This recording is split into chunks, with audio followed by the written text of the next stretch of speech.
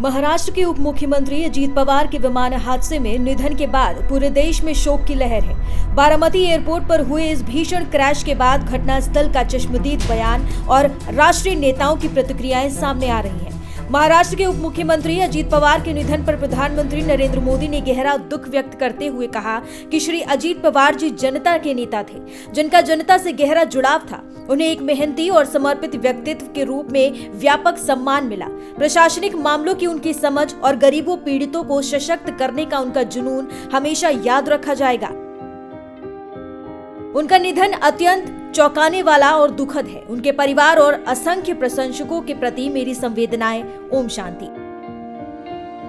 अजीत पवार के निधन पर केंद्रीय गृह मंत्री अमित शाह ने गहरी संवेदना व्यक्त की है। उन्होंने कहा कि यह दुखद हादसा अत्यंत व्यथित करने वाला है। शाह ने याद किया कि बीते 3.5 दशकों में अजीत पवार ने महाराष्ट्र के हर वर्ग के कल्याण के लिए खुद को पूरी तरह समर्पित किया है और उनके साथ होने वाली हर मुलाकात में राज्य की जनता के हितों पर लंबी चर्चाएं होती थी। उन्होंने कहा कि पवार का निधन न सिर्फ एनडीए परिवार बल्कि स्वयं उनके लिए भी व्यक्तिगत क्षति है। अमित शाह ने पवार परिवार के प्रति अपनी गहरी सहानुभूति प्रकट करते हुए कहा कि शोक की इस घड़ी में पूरा एनडीए परिवार उनके साथ मजबूती से खड़ा है।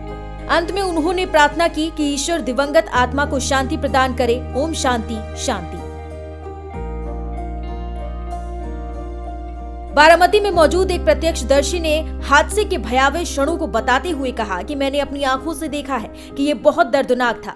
जैसे ही विमान नीचे आया लगा कि ये क्रैश होगा और तत्काल टकरा कर फट गया। भीषण विस्फोट हुआ और आग लग गई। 4 से 5 धमाके और हुए।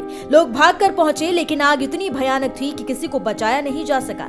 अजीत पवार विमान में थे, ये शब्दों में बयान नहीं किया जा सकता। रक्षा मंत्री राजनाथ सिंह ने कहा कि महाराष्ट्र के उप मुख्यमंत्री श्री अजीत पवार के असमय निधन की खबर से गहरा आघात पहुंचा है।